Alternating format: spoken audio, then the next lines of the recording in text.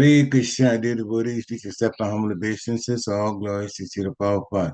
Welcome to this morning's Srimad Bhagavatam class, and it's from Canto 1, Chapter 19, Texts 17 and 18. And we're fortunate this morning to have Her Grace Vrindavaneswari Radhika from ISKCON, Philadelphia, to give the class. Hare Krishna Mataji, please accept our humble obeisances. All glories to Srila Prabhupada. Hare Krishna, please accept my obeisances. All glories of Prabhupada. Good morning, everyone.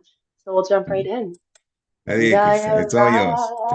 Madhava, Kunjabi Hari, Jai Gopi Jana Vallabha, Yadavaradari, Yashodanandana Brajajana Ranjana, Jamuna Vanachari, Jai Radha Madhava, Jai Hari, Jai Gopi Jana Vallabha, Giravadari, Yashodanandana Brajajana Ranjana, Jamuna Vanachari, Jai Radha Madhava, Punjabi Hari, Jai Gopi Jana Vallabha, Giravadari, Yashodanandana Brajajana Ranjana, Jamuna Vanachari, Hare Krishna,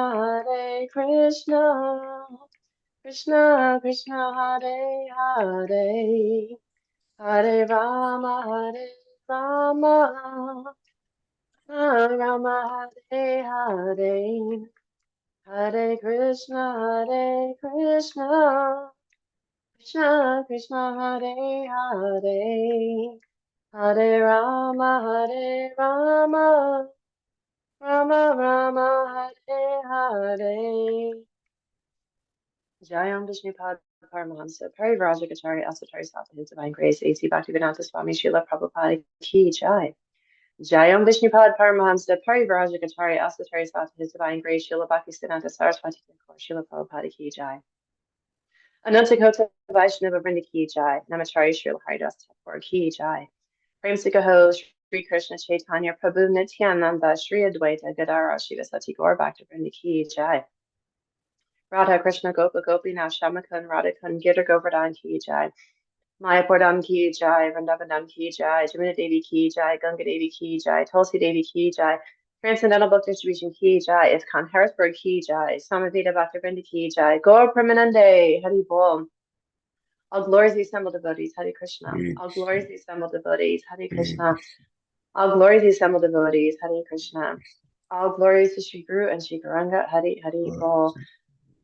Nama Om Vishnu Padaya Krishna Prashaya Bhutale Srimati Bhaktivedanta Swaminiti Namane Namaste Saraswati Devi Gauravani Pracharane Nirvishesha Shunyavadi Pashyata Deshatarane Om Namo Bhagavate Vasudevaya Om Namo Bhagavate Vasudevaya Om Namo Bhagavate Vasudevaya Narayana Namaskritha Naram Shaiva Narotama Devam Saraswatim Vyatam Tajotayam Madhurya Nashtaprayashu Abhadreshu Nityam Bhagavata Sevaya Bhagavati Uttamashloki Bhaktir Bhavati Naishtakim.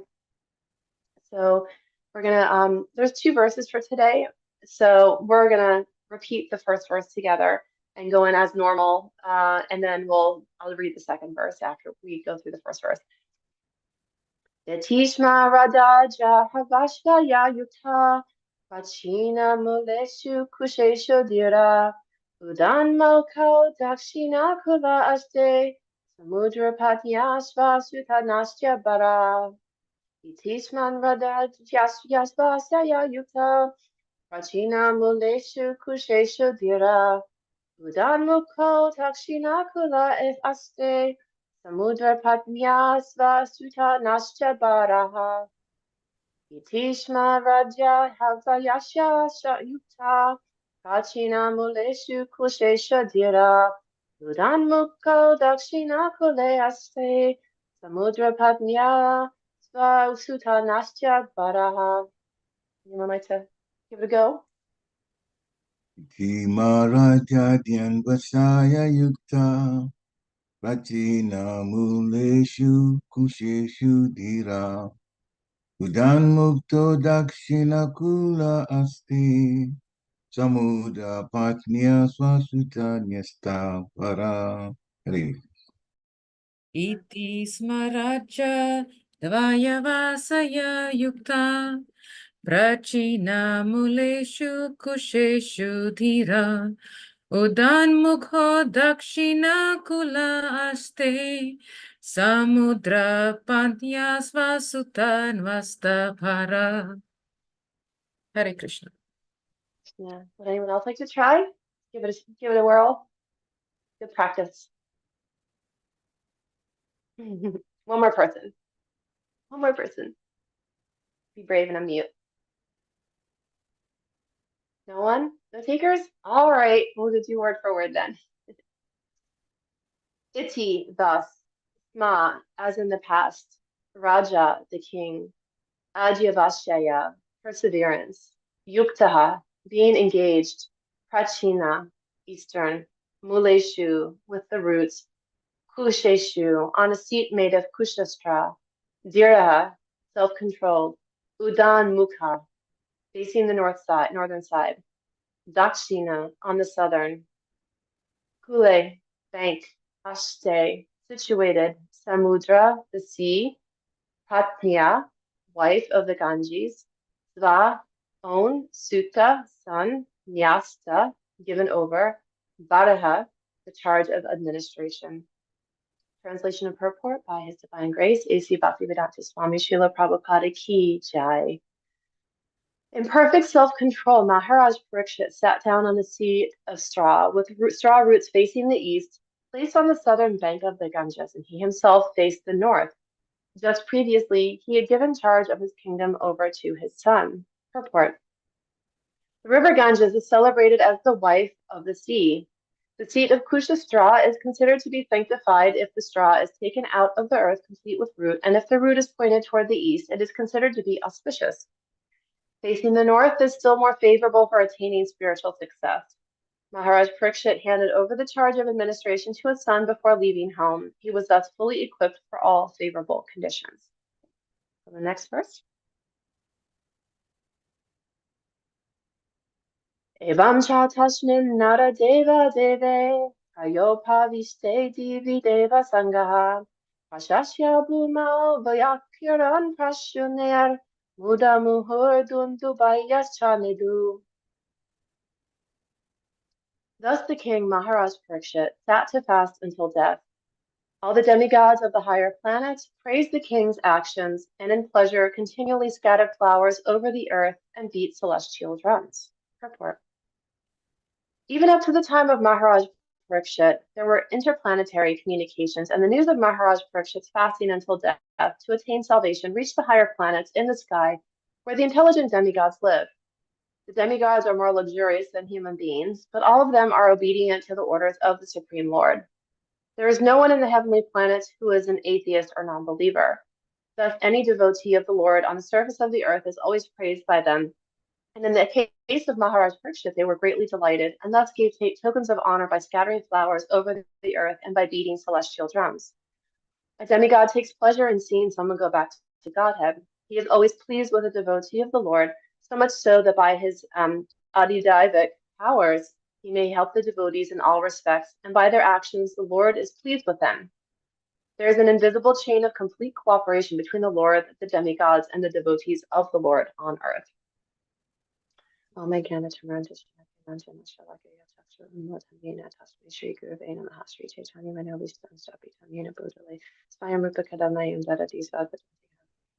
Shri Krishna Chaitanya Prabhu Nityananda Shri Advaita Gadara Shri Sati Gaur Bhakti Vrinda Mantra Kalpa Trivishya Prabhu Sandhi Devi Bhakti Nanda Shri Hare Krishna Shri Mati Bhakti Charis Woman to Emanation to Chase to the Native So here we are. We've been learning a lot about Maharaj Parikshit and what a great devotee he was. So he came into some perilous situations, right? First, he was out in the woods, trying to get back home. He reached the ashram of a Muni. He offended him. The sun cursed him, right? Just kind of giving the quick summary. The sun cursed him to die by a snake bird in 7 days. So this is kind of the background. And Maharaj Parikshit, instead of lamenting, he accepted the situation, recognizing that if he accepted all of the effects of the curse and took on all of the karmic reactions of his actions, then he would save his family and the future generations. So we're seeing already he just in that scene, he is setting the example for all of us of just accepting the situation, accepting our karmic reaction, and then moving forward. So now he's demonstrating to us,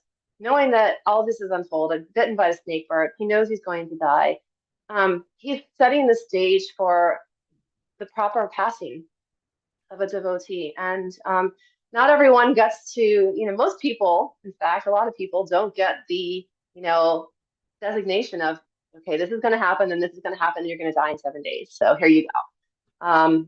People might get a diagnosis with a prognosis that might say you have XYZ months to live, years to live, whatever that might look like. But oftentimes the exact date is not completely planned.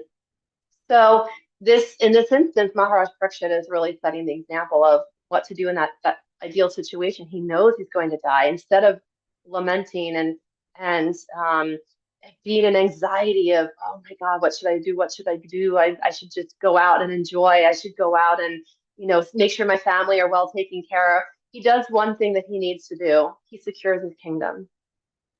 He passes the kingdom on to his son, and so he secures the kingdom because that's his job, right? Because we know that we have to carry out our duties in life, and so he did his duties, he did his job. And so in preparing for this class, there was a couple of verses that kind of jumped out at me, and it's really in that space of death, right? Because Bhagavad Gita talks a lot about death. In the sense that Krishna is giving Arjuna these lessons about life. He's giving these lessons about bhakti yoga, about how to engage in a relationship with Krishna. He's also helping Arjuna explain what his duty is. That the people on the battlefield, they're going to die anyway. So there's so many themes of death in the Bhagavad Gita. And why is that? Because it's the one thing that not a single one of us will avoid. And it's always that topic that most people don't want to bring up, right? And even when someone's laying in front of us dying, it's still very difficult to talk about. We find ourselves distracting ourselves or trying to cheer each other up, but the reality is that death is imminent for every single one of us. So, and we hope that we all live a long, fruitful life and have plenty of time to advance in our Krishna consciousness, but we just don't know. We just don't know. So, in this understanding of death, there's several verses in the Bhagavad Gita that help come to a better understanding. So, one verse that I was thinking of when I was reading this particular verse for today was the Bhagavad Gita, verse 730. It's Sadi Bhutanam di Devanam Mam, Sadi Yagjanam cha ye vidu, Prayana Kali Pima Chamam te vidur yukta chetasa. So the translation is, those in full consciousness of me, who know me, the Supreme Lord, to be the governing principle of the material manifestation of the demigods, of all methods of sacrifice, and understand and know me, the Supreme Personality of Godhead, even at the time of death. And this is really a very important concept. And Prabhupada explains a little bit, very briefly in this purport. He says that persons acting in Krishna consciousness are never deviated from the path of entirely understanding the Supreme Personality of Godhead. In the transcendental association of Krishna consciousness, one can understand how the Supreme Lord is the governing principle of the material manifestation and even the demigods. So in today's verse, they're saying even the demigods are the devotees of the Lord. They're not atheists. They're in their pecking order, right? They understand their role and their responsibility in the grand universal scheme of things, but they they are all still governed by Krishna, because they know Krishna to be the supreme personality of Godhead, the supreme ruler. So Prabhupada continues on, gradually by such transcendental association, one becomes convinced of the supreme personality of Godhead. And at the time of death, such a Krishna conscious person can never forget Krishna. Naturally, he is thus promoted to the planet of the Supreme Lord Goloka Vrindavan. He can never forget Krishna. So one of the things that you might hear someone say is, what's the biggest rule, right? Always remember Krishna, never forget Krishna. And that sounds very simple. It sounds very simple, but how do we do that? By practicing Krishna consciousness. It's that when you're learning a foreign language, if you don't practice, if you don't have regular repetition of the words, of the vocabulary, it will be very difficult to go to that country and have a conversation with someone. You might remember little snippets, but that's the time when you need it, right? The time when you're about to travel into a foreign country and you've been studying this foreign language, but you haven't actually been studying it. You go to the foreign country, and the time when you really need the language to be there and to work, it's not there. Why? Because we haven't had that repetition. We haven't been practicing. And so this is the process of Krishna consciousness that ultimately, it's said, Prabhupada has said this, it's said in different shastric, in different shastras, that we're actually, through the process of Krishna consciousness, we're developing our relationship with the Lord, and we're preparing for that time when we're no longer here in this material body. Because as we develop a relationship with Krishna, our consciousness is now becoming full of that awareness of Krishna. It's just like, an example too that's often used, like when you're in a new relationship and you're thinking about them. Oh, well, this person like this. Oh, what is their favorite color? What is their favorite food? I want to cook nice things for them. And throughout the day, thinking about that person all throughout the day, we become kind of maybe absorbed even. Maybe with a baby, a new child in one's life, that same kind of absorption can occur. So Krishna gives us very beautiful ways in our material life that we can practice this absorption. But the key is to remember that the absorption is actually meant for him, ultimately. So when we are absorbing ourselves in whatever it might be, that our child, our loved one, maybe a puppy, that was me, really feeling that like, oh, this little sweet thing, or this, my sweet love. What Krishna's giving us is the opportunity to practice that absorption, but we have to remember that.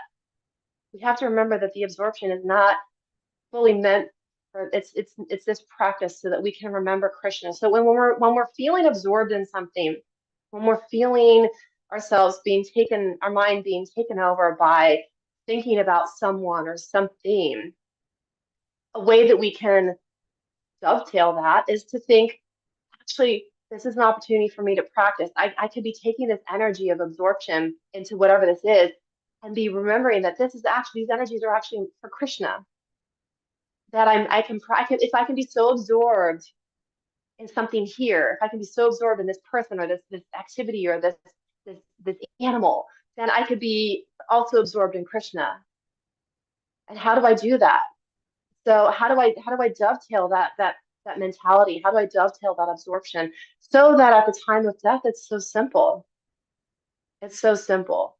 And this is where we practice our, chanting, we engage ourselves in thought. We have things that remind us on our desk, perhaps pictures of our guru. And I'm sitting at my desk right now looking at the things that I have here personally.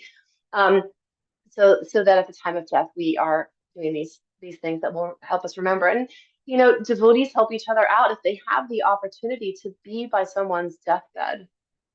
There are certain preparations that are made.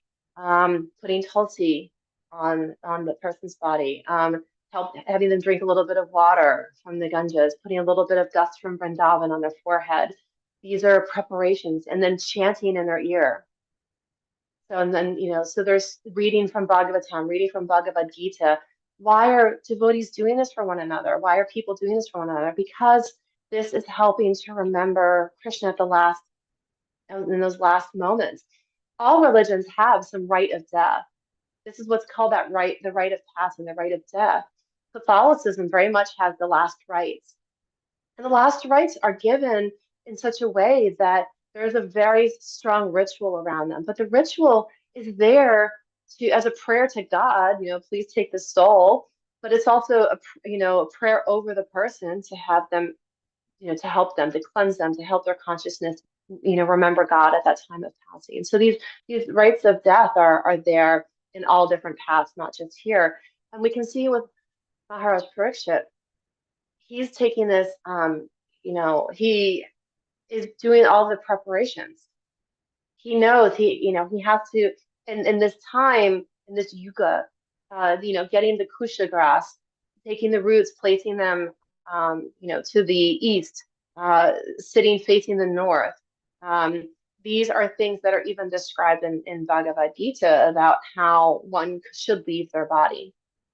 And so, this is, these principles exist throughout the different paths. But Maharaj Parikshit is very much embracing this just on his own. So he knows, he takes consult in Suta Goswami. He takes consult in understand and wanting to know Krishna and to only study and hear about Krishna in his last days, because this is preparing his consciousness so that he can go back home.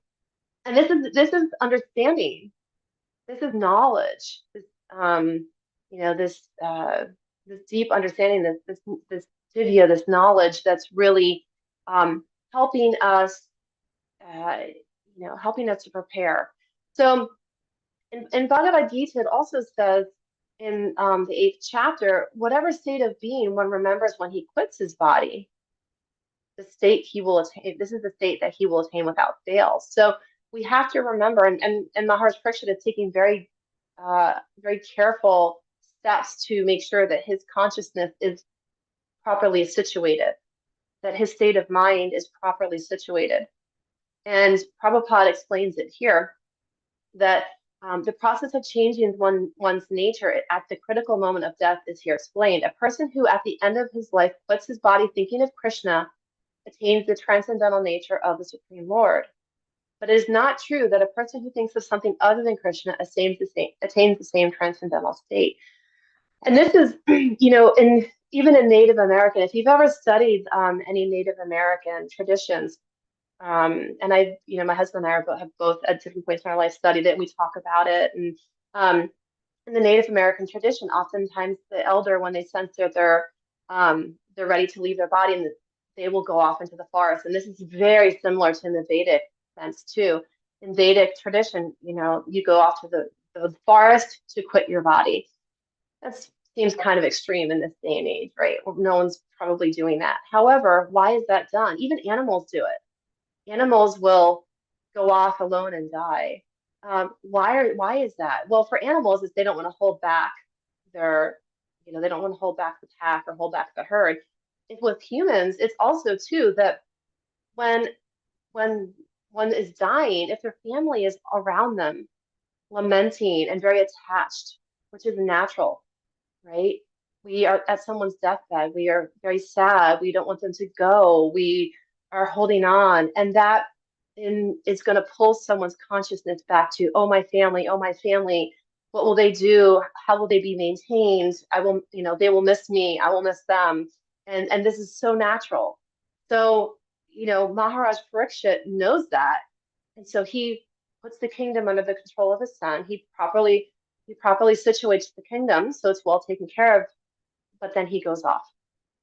He goes off by himself, because this is to ensure that his mind is not ensnared in those very last moments. And this is what Prabhupada's saying here. Whatever state of being one remembers when he quits his body, O son of Kunti, that state he will attain without fail, which means he'll come back. He'll come back. So now, here we have, and many of you have heard this example, and this is the example that Prabhupada gives also in this purport, is that Maharaj Bharat.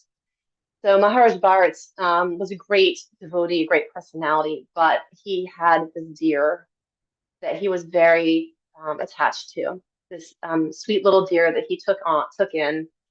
And at the end of his life, he thought about the deer instead of Krishna. And so he came back as a deer. And so So he had to accept that animal body at the end. And so that you can see how one can become so quickly ensnared, even in that last moment. So we have to be very careful. And this takes practice. And so getting our minds absorbed, and Prabhupada even says in this purport, if one is transcendently absorbed in Krishna's service, then his next body will be transcendental, spiritual, not material. Therefore, the chanting of Hare Krishna, Krishna Krishna, Hare Hare, Hare Rama, Rama Rama, Hare Hare is the best process for successfully changing one's state of being at the end of one's life. So we have the prescription here. We have the examples that are set forth by Maharaj Parikshit. Now, all of these things, like I said, Maharaj Parikshit, he has the kusha grass, he has everything. The demigods are showering him with flowers because they see that he is such an elevated devotee, and so they are very respectful toward him. The Lord is pleased, and the Lord is showing his pleasure, and so this is a really powerful. These two verses are very powerful because they're demonstrating this. So here, like I said, here we have this these concepts, and now leading up to the time of death, we want to make sure that we're engaging ourselves in activities, like I said, that are Krishna conscious, that we're engaging ourselves in things that are going to help us succeed in the succeed in achieving Krishna at the end of life. But it gets tricky, right? Because most of us have work, we have families, and we have to maintain our own bodies. So it's there was a verse I was reading last night that I wanted to share. Again, Bhagavad Gita, because I think the Bhagavad Gita is just such a powerful text that the more that we just look to the Bhagavad Gita for that understanding and wisdom, the stronger our connection with Krishna will become as well. I'm really using that as a guide. But this is chapter 6, and the translation is: the Supreme Personality of Godhead said, "Oh, one who is unattached to the fruits of his work, and who works as he is obligated, is in the renounced order of life, and he is the true mystic, not he who lights no fire and performs no duty." So here Krishna's saying that whatever you're doing, we have to have the work done, but we can't be attached to the outcome of the work. And if we become very attached to the outcome of the work, then we are setting ourselves up for repeated birth and death.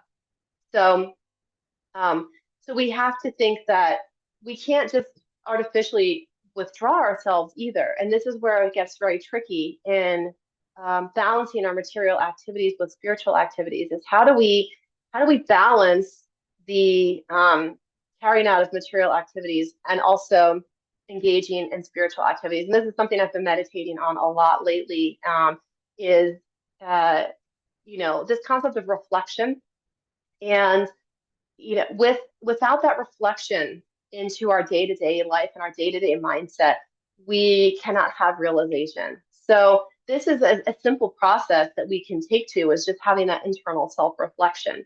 The internal self-reflection gives us the ability to look within and to understand truly where our consciousness is set.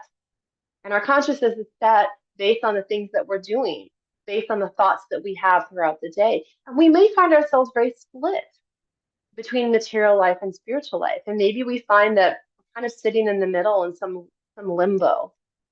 That in some kind of limbo sense, we're sitting in the middle of spiritual activities and material activities, and we're not sure how to move forward, because we have the tug of material life pulling very hard on us.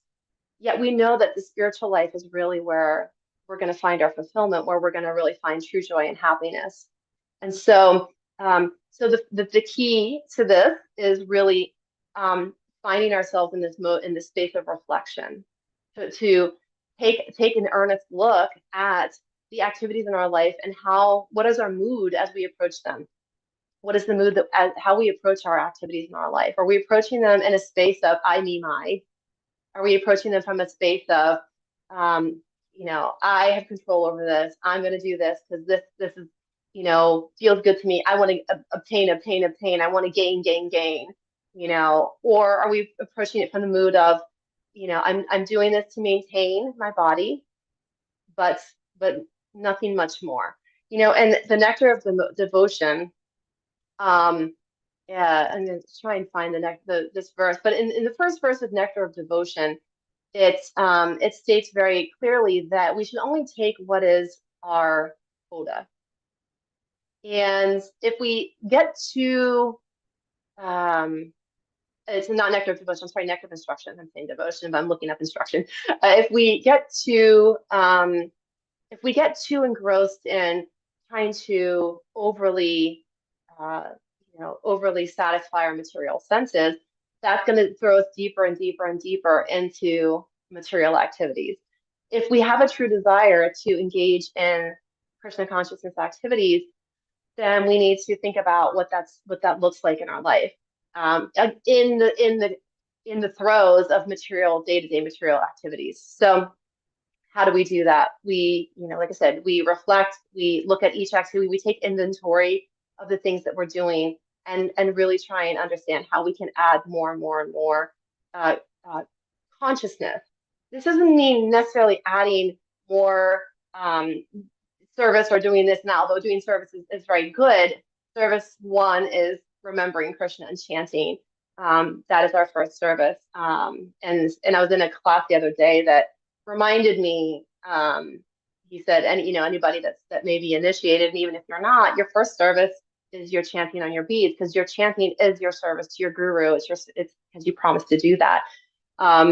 So remembering that the service that we're doing, if we're doing it in consciousness of Krishna, in the consciousness of the end goal, then that will help advance us in the end. But this is, this is the kind of that balance. And Prabhupada says here in Nectar of Instruction, this is the first verse in Nectar of Instruction. And so it says here, many spiritual practitioners chant the Hare Krishna Maha Mantra and at the same time commit many forbidden things, thinking that their chanting will counteract their offenses.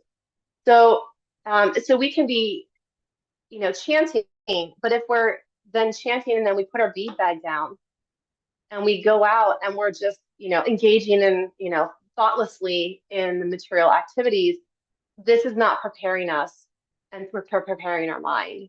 But if we're very sincere and very serious, we will try and lessen those offenses by, it's like the elephant. It says the elephant that bathes and then throws mud on his back, throws dirt on his back. So if we think about the Maha Mantra as a truly cleansing experience, if it's truly preparing us for that time, because what do we do at the time of death? We remember Krishna. And how do we remember Krishna? We chant his names. We think about Krishna. We think and we hear about the pastimes of Krishna, the glories of Krishna. And Maharaj Parikshit is also setting us up for that understanding. So through the process of chanting, really chanting, I mean, like I said, service is important, but the chanting is really critical. Because if we don't find a way to meditate on the Lord, we will never have a relationship. And I can liken, chanting on the material sense to that, like I said, that complete absorption in that some other thing. We're mentally chanting the name of our loved one, and we're mentally repeating, thoughts of our loved one.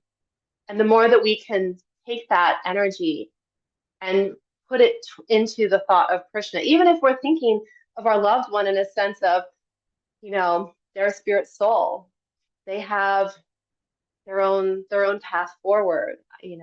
I can help encourage them in their own relationship with the Lord. These are things that we can do to help dovetail those activities. So today those were some of the key points I wanted to touch on. Ultimately, like I said, what we're talking about here is just the topic that comes up a lot in Bhagavatam, but it's a topic that we don't talk about a lot in life, and that is preparing for our own death, and preparing for how we're going to remember the Lord, how we're going to remember Krishna in those final breaths. And that's something that is really critical, because we may not have the luxury of knowing we have 7 days before we die. We may not. And so getting our mindset, our mentality in the space of chanting, chanting, chanting, chanting when we're just walking around in our heads, or we're just walking around, going for a walk in the woods, or walking around town, or whatever we're doing. If we're just walking, just instead of our minds chattering around in different things, if we're walking and we're just in our minds, just chanting the Maha Mantra. Before we go to bed, if we're having trouble falling asleep, just chanting the Maha Mantra. I've actually done that to help fall asleep many, many, many, many, many times, and have woken up and I was chanting the Maha Mantra while I was, waking up, because I fell asleep chanting the Maha Mantra, and I woke up in the middle of the night chanting. And so we want to do these things whenever we can find those moments to chant or sing kirtan.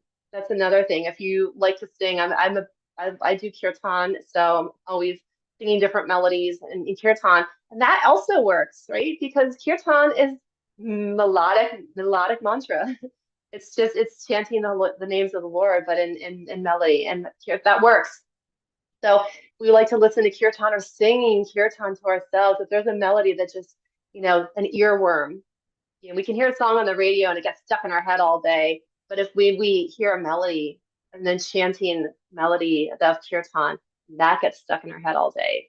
That's beautiful. That's a beautiful thing. And that can also help prepare us for, getting our minds in that cycle. Because we still have to do our material activities, but while we're doing that, we can still be in our mind thinking of Krishna through the process. But it takes training, just like anything. So I'll stop here. It's 8:45, and I welcome any comments, reflections, corrections, and yeah. So thank you very much. Thank you very much, Vrindavaneswari Mataji. It's a very, very nice lecture, and really focused especially on how to prepare to leave the body thinking about Krishna, and you stressed very much having to chant. Whatever we do, we have to chant. And sometimes the problems, when we're chanting and our mind travels somewhere, it's like we have two minds. And I'm talking about myself. I just feel that in the world have one mind, and then when I'm chanting, it seems like all of a sudden I have two Tracks. minds, one going, one going. That's it. Well, if I have two minds, then I'll accept it. And the other mind too, I would just start looking at the words Hare Krishna in my head, so that the other one is chanting. This second one that tends to room will just have to just deal with the words of it like that. Exactly. And yeah, it's quite interesting. And I'm wishing, and this is our wishful thinking true now, but I wish I didn't have a mind that's split like that. That just stay on one thing and stay on that one thing. But I know, that's it the sounds way it is, hard. and that's our challenge. Yeah, in order to. But chanting with more focus is also very interesting. I mean, very important. Very, very important. It So is. Yeah. I don't know whether you want to comment on how you deal with being focused and Yeah, it's chanting. not easy. I mean, I have moments where I'm like so focused, and then I'm like, oh, come back, come back, come back, and I just, Mm, I'm chafing the moment of being focused. And I think that being focused is really partly just chanting in a time of day when we are not distracted. I do really try hard to get up early. I try to get up by no later than 5 or 5:30, because I mm, know that no one's trying to call me, no one's texting me, there's not much happening, and so this is kind of like that, what we consider that mode of goodness time. And when I find myself having to finish rounds in the evening, it's very tough. It's very tough, because mm, that is mm. not that's the mind is already so busy. So Yeah. I very much, if I don't get all of my rounds done, like today I woke up, I just had a very bad night of sleep, and I woke up late, and I'm like, oh no, I'm gonna have to finish my rounds tonight. Like, like, maybe I'll just start work late and I'll just try and get them in this morning before work. Chanting at night for me is the worst. And it's the worst because, like I said, all those energies from the day are just swirling in the head. So for me personally, and I know that Prabhupada also said this, that if we get all of our rounds done in the morning before like 7 or 8 a.m., 7 a.m., I think is what he kind of recommended. But we get all of our rounds done in the morning, we will have much more success with chanting and being focused, because it is a natural time for meditation. And then chanting before bed is so difficult, right? Because we're falling asleep, So if we're trying to squeeze our rounds in before bed, that's going to be ultimately so challenging because our bodies are, just and middle of the day, like catching some rounds in the middle of the workday, very good. We're remembering Krishna. They're probably not going to be the most focused rounds, but it's also good to keep that in. But if we have to try and finish our rounds, it's tough. So the austerity is to get up in the morning early enough and start. I remember in Girinagi when we used to go for Mangalati. When after that, the Samsara and Narali Deluka. After that, then there's Shingiri, and then there's Tulsi Puja. And by the time you go through all the others, Shishastika, chanting and all of that, it's almost 5:30. Yeah. And then that's when people start chanting. And most people by 7:10, they're done.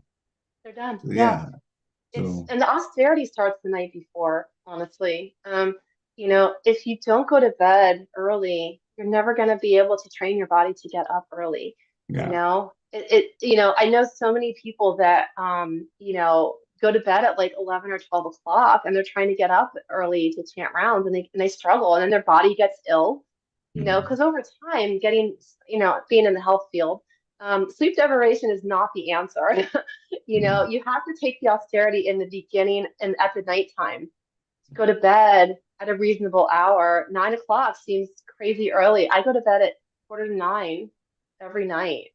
By the time I fall asleep, it's 9 o'clock. I'm in bed by 9 every night. My friends make fun of me. I don't care.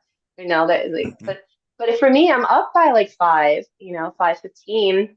And so I get 8 hours and I feel, usually my body feels pretty good. And, I know I can go on with my day and when I'm up in the morning, I'm not tired. I'm able to focus on my rounds because I know I've gotten quality sleep. I've had quality nutrition. These are things like we have to take care of. My pulpit for a minute here is that, someone in the health field. But if we don't take care of our bodies, spiritual life will be very difficult. Maintaining our bodies has to be part of our sadhana. And the maintenance of the body is sleep, it's nutrition, it's exercise. And all three of those are 1,000% equally critical to our spiritual activities because we can't neglect the body for the sake of anything else because we are a temple. We are holding Atma Paramatma. So maintaining the bodies is not excessively. We're not talking about going to the gym to be a bodybuilder, right? Or it's about maintaining the body in a realistic way so that we're fit, we have good cardiovascular fitness, we're nimble and flexible, and good nutrition, good protein intake, good sleep. Sleep is really critical for chanting good rounds. Yeah. Thank you very much, Ravina. As you were speaking, I remember one lecture given at Giranage by His Holiness Hridayananda Maharaj. And he came, and the first thing he said, you actually mentioned it also. The people go to bed almost 12 o'clock, and then they want to get up at 3 and 3:30 and try to get ready to come to Bangladesh. And they're just tired and struggle, roll around in the bed and so on. He said, the problem is you don't go to bed early enough. So how many hours, each one of us, how many hours do you sleep? 6 hours is good for you, 7 hours is good for you. All right, when do you get up, come to Mangalati? When do you have to get up? 3:30, 4, something? If it's 4 o'clock, then you need 6 hours sleep, then subtract 4 o'clock to 6 hours, and that will put you at 10 and before. And then you don't go to bed right away when you're sleeping. That type of person. Give yourself about 15 minutes, half hour, means you go to bed at 9:30. If you do 7 hours, then you have to do like that, subtract, and then go to bed at that time. So yeah, it's 3:30, you wake up, but then you've done 6 or 7 hours sleep or 8 hours, whatever. that's comfort. Then you can get up and go, even though the sun is not out yet, but your body's already fresh. So yeah, the idea of having to sleep early enough to have enough rest to get up early in the morning, Brahma with the time is so important. So thank you for bringing it up. You're The welcome. devotees, Jai. Anyone wants to chime in? Please unmute yourself.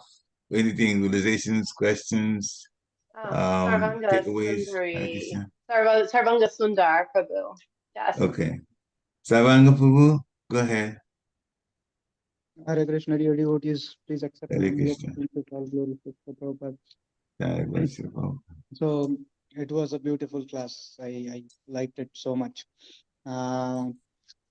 You stressed on the point that we need to practice remembering Krishna all the time, and we need to have the devotee association to remind us all the time about Krishna, because we are forgetful living entities.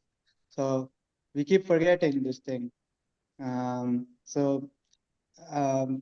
you were also talking about, like, while living the body, we have to remember Krishna. So, recently, not like, so last year, we saw Kadamba Kanana Swami Maharaj living his body.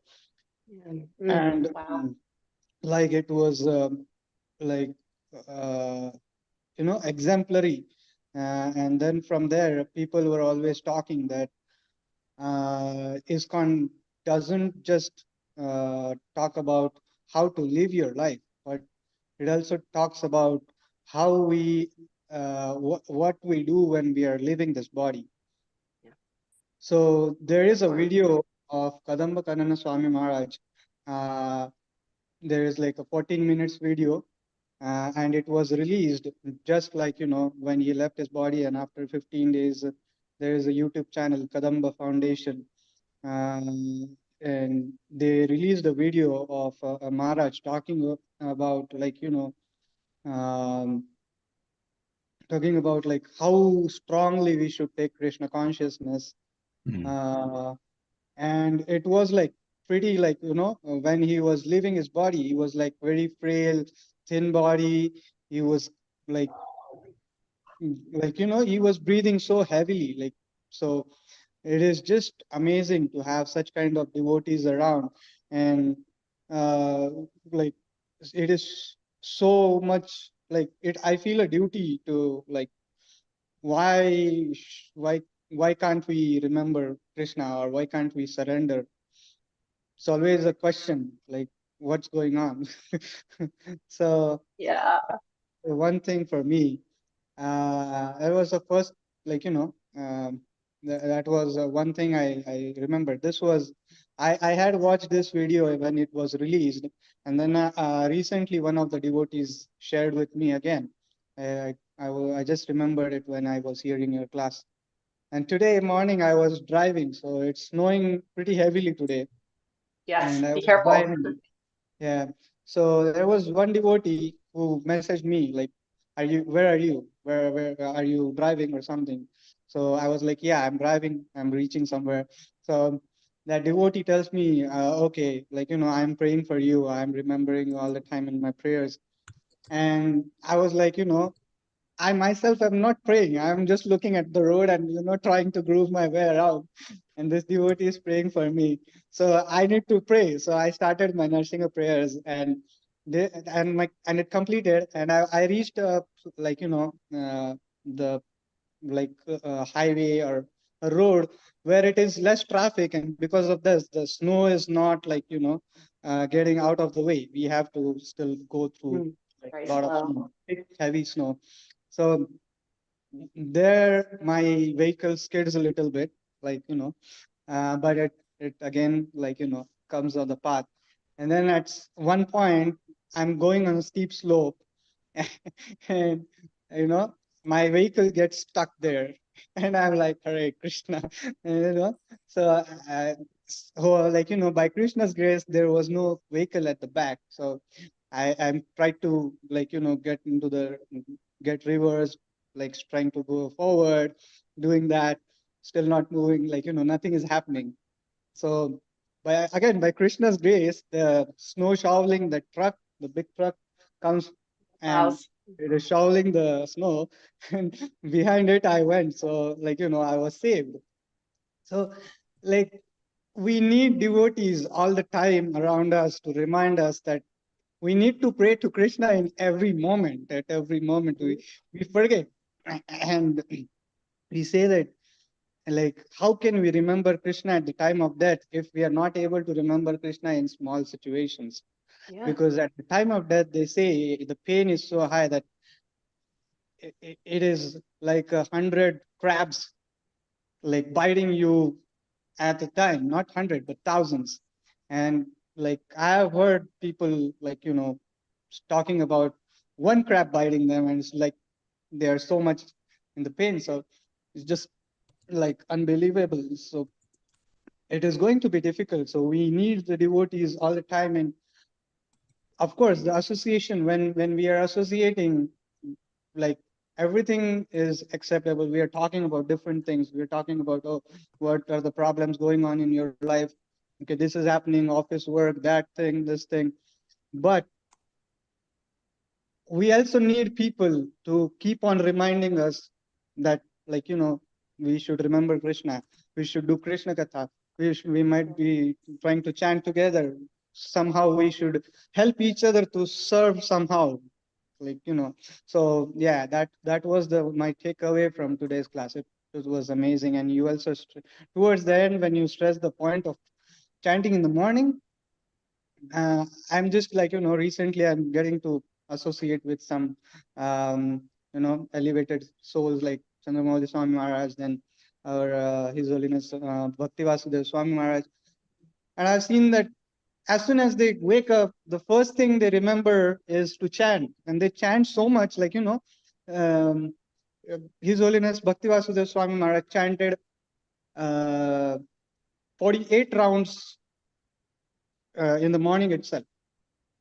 In the morning, he completed, like, around that many. Not 48. He completed 16 plus 8, like, around 24, like, that round, that many rounds. Yeah, that's amazing. In the morning. So the words they speak have weight with attached with, like, with their chanting. So yeah, thank you for the class. It was nice. Oh, thank you, Prabhu. I'm so glad you got where you needed to go okay this morning. Krishna was looking over you for sure, and the devotees' prayers helped. So thank you for sharing that. I really appreciate your sharing and the sharing of Kadamba Kanana Maharaj's his the links here. So it looks like Parikshit Prabhu put those in the chat for anyone that wants to pull them up really quickly before the class ends. So thank you all. I think this is a really nice sharing opportunity. And, if anyone else has any final thoughts, just going to Sarvanga Prabhu's thoughts, it is hard, to remember Krishna throughout the day, and having that association is critical. And putting things, like I said, putting things on our desk that remind us. I have my pictures here, and I have my picture of my Guru Maharaj, and, just different things to help me remember. And it's whatever we can do, right? Whatever we can do to just snap us into that mindset. And the prayers help. Prayers are essential. Even just in any moment, like, oh, Krishna, thank you for, you saved me, or this happened, and thank you, Krishna, Krishna, Krishna. Just thanking Krishna for every little thing in our life, no matter what it is. Even when the things go wrong, thank you, Krishna, for, this, because whatever it is, there's a lesson in here, or that you did this for a reason, Krishna, and I trust you. Thank you, Krishna, for this this thing in my life. So we remembering that gratitude in everything in our life, and that will help us remember Krishna too, for constantly giving thanks to him. Okay, being grateful, very important. Yeah. It said, one lecture says, have an attitude of gratitude. Yeah. So important. So Yeah. thank you all. That's all I have for today. All right. Any last comments, or anybody wants to quickly before Mataji goes? We're done. Thank you so much, Vrindavaneswari. I couldn't chime in, but really like the points, of discipline, I think is the key point. And taking the austerity, I think, is the key word that you also mentioned. So thank you for sharing that. And yes, sorry, Damodar, I call him Damodar because we have another devotee with the same, almost the first name, and it's a tongue twister for me. But but yeah, prayers of the devotees are so important. Definitely. Thank you for very nice points. I know it's 9 o'clock and you have work and we all got work, but I want to respect your time. But wonderful class, Prabhu. Thank you so much. Thank you Hare for Krishna. having me, as always. It's a pleasure. Hare Krishna. The devotees have a nice, wonderful day. Be careful out there because it's snowing now. Yeah, and probably all the way up to New England because I know my sister that she also says snowy. So Yeah. anyway, but the demigods are always with us. It's already said in the purport for the second text 18 said that. Hare Krishna. Vanchakalpatarubhascha kripa sunibhya evacha patitanam pavanebhyo vaishnavebhyo namo namaha. Shiropadi ki jai. Have a Have a wonderful nice, day, wonderful. everyone. Hare Krishna. Hare Krishna. Hare Krishna. Hare Krishna. Glory to the Prabhupada. Hare Krishna. Hare Krishna. Hare Krishna. Hare Krishna. Glory to the Prabhupada.